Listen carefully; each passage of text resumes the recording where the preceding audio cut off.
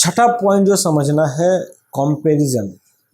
जैसे जब हम दो राष्ट्रों के बीच में तुलना करते हैं या एक ही राष्ट्र के अंदर दो अलग अलग राज्यों के बीच में तुलना करते हैं तो उसमें हम कुछ विशेषताएं उठाते हैं जिसके ऊपर हम उनके बीच में तुलना कर सकते हैं। इन विशेषताओं को हम पैरामीटर या इंडिकेटर यानी कि संकेतक कहते हैं। लेकिन अगर हमें दो राष्ट्रों के बीच में तुलना करनी है तो संकेतक भी एक ही उठाना पड़ेगा, तभी हम उन दोनों के बीच में तुलना कर पाएंगे। तो उस इंडिकेटर को कॉमन इंडिकेटर यानी कि समान संकेतक या कॉमन पैरामीटर्स, समान संकेतक कहते हैं। जैसे मान लीजिए कि जैसे हमें दो राष्ट्रों के बीच में नापना है कि किसका आर्थिक विकास ज़्यादा हुआ है, तो हम आर्थिक संकेतक उठाते हैं। जैसे कि मान लीजिए आर्थिक संकेतक में हम बहुत सारी चीज़ें उठाते हैं। एग्जाम्पल के लिए मैंने यहाँ पे दो चीज़ें ली है। जैसे पहला इनकम, कि अगर सपोज कीजिए भारत का टोटल इनकम कितना है, अमेरिका का टोटल इनकम कितना है और भूटान का टोटल इनकम कितना है, तो इस समय पता चलता है कि ये तीनों देश टोटल इनकम के मामले में कौन सा देश किससे ज़्यादा है या कम है। लेकिन इस वाले में एक समस्या ये हो जाती है कि मान लीजिए भूटान में सिर्फ 1 लाख लोग रहते हैं और भारत के अंदर 130 करोड़ लोग रहते हैं। भूटान एक छोटा सा देश है, तो किसी भी सूरत में भारत का जो इनकम होगा वो भूटान से कहीं ज़्यादा होगा। तो क्या इसका मतलब भारत का आर्थिक विकास कहीं ज़्यादा हुआ है? जी नहीं। इसके लिए हमें प्रति व्यक्ति आय नापना पड़ता है। प्रति व्यक्ति आय को नापने के लिए हम क्या करते हैं, जो पूरा आय है उस देश का उसको उसकी पूरी आबादी से डिवाइड कर देते हैं। तो उससे हमें एक एवरेज इनकम, औसत आय निकल जाता है कि हर व्यक्ति इस देश में कितना रुपया कमा रहा है। तो प्रति व्यक्ति आय एक ऐसा इंडिकेटर है, कॉमन इंडिकेटर, जिस पे हम किसी भी देश को नाप सकते हैं। इनकम एक बहुत अच्छा इंडिकेटर नहीं है क्योंकि इस पर आपके पॉपुलेशन यानी कि आबादी का असर पड़ता है। अगर आबादी ज़्यादा होगी तो आपका आय बढ़ जाएगा, आबादी कम होगी तो आय घट जाएगा। इसीलिए सिर्फ आय को आप एक समान संकेतक के रूप में इस्तेमाल नहीं कर सकते हैं, जबकि पर कैपिटा इनकम एक बहुत अच्छा आर्थिक संकेतक माना जाता है, ताकि इससे आप पता कर सकते हैं कि उस देश का या उसी देश के अंदर अलग अलग राज्यों का आर्थिक विकास कितना हुआ है। जैसे फॉर एग्जांपल 2012 में पंजाब का पर कैपिटा इनकम 1 लाख सालाना था, जबकि बिहार का इनकम 28,000 सालाना था। तो इस समय पता चलता है कि 2012 में पंजाब आर्थिक रूप से बिहार के मुकाबले 3 गुना ज़्यादा विकसित राज्य है। उसी तरीके से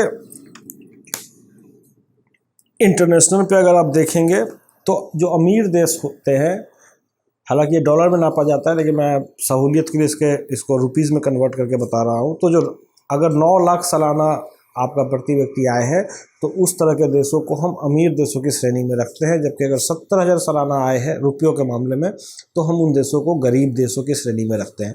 भारत का जो सालाना आय है वो लगभग 1 लाख रुपये, ये 2012 का फिगर मैं आपको बता रहा हूँ, 1 लाख रुपये सालाना है। और ये लो मिडिल इनकम, एक उच्च है रिच, एक गरीब है, उसके बीच में एक मिडिल है, मिडिल में भी अपर मिडिल है और लोअर मिडिल है, मतलब कि मध्यम में भी उच्च मध्यम और निम्न मध्यम। मध्यम को 2 भागों में बांटा गया है, उच्च मध्यम, निम्न मध्यम। तो जो भारत निम्न मध्यम इनकम ग्रुप में आता है और उच्च में अमेरिका, इंग्लैंड, फ्रांस जैसे देश आते हैं। एक और चीज़ अगर आपको जानना हो तो आप जान सकते हैं, देशों को 3 तरीके में नापते हैं। एक डेवलप्ड, जो कि विकास हो चुका है जिन देशों का। दूसरा डेवलपिंग, मतलब विकासशील, जो विकास के रास्ते पर अग्रसर हैं। भारत एक डेवलपिंग इकोनॉमी है, मतलब विकासशील देश है। तीसरा अंडर डेवलप्ड, जिनका विकास बिल्कुल ही नहीं हुआ है, जैसे अफ्रीका के बहुत सारे देश हैं जो अंडर डेवलप्ड कैटेगरी में, अंडर डेवलप्ड के श्रेणी में आते हैं। उसी तरीके से दूसरा हम सामाजिक संकेतक उठाते हैं। सामाजिक संकेतक में हम जैसे शिक्षा दर, शिशु मृत्यु दर, मातृत्व मृत्यु दर, इन सबको उठाते हैं। शिशु मृत्यु दर क्या है, मातृत्व मृत्यु दर क्या है और शिक्षा दर क्या है, ये हमने पिछले एपिसोड में डिस्कस किया हुआ है। जैसे 2012 में केरल का जो शिशु मृत्यु दर था वो 12 बच्चे थे, मतलब अगर साल में 1000 बच्चे पैदा हो रहे थे तो उसमें से 12 बच्चों की मृत्यु 1 साल पहुंचने से पहले हो जा रही थी। जबकि बिहार में यही आंकड़ा 43 है। तो इससे पता चलता है कि केरल का जो सामाजिक विकास है वो बिहार के मुकाबले ज़्यादा अच्छा है। केरल के विकास में सबसे ज़्यादा योगदान स्ट्रॉन्ग रूरल गवर्नमेंट, मजबूत ग्रामीण सरकारें और ग्राम सभा रिफॉर्म्स का है। जब हम लोग संविधान और राजनीति शास्त्र पढ़ेंगे तब हमें ये पता चलेगा कि ग्राम सभा रिफॉर्म्स क्या होता है और रूरल गवर्नमेंट क्या होता है।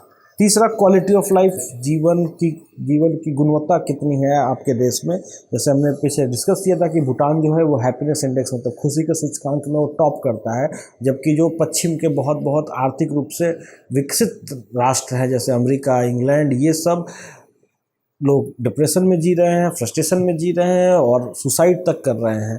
तो हैप्पीनेस इंडेक्स में अगर भूटान जैसा एक छोटा देश टॉप कर रहा है तो इससे हमें ये समझ में आता है कि क्वालिटी ऑफ लाइफ भी आपके विकास में बहुत ज़्यादा इंपॉर्टेंट है। ये भी हमने पीछे डिस्कस किया कि क्वालिटी ऑफ लाइफ विकास में क्यों ज़्यादा ज़रूरी होता है। अगर आपके पास पैसा थोड़ा कम हो लेकिन अगर आप खुश हैं वो ज़्यादा अच्छा है।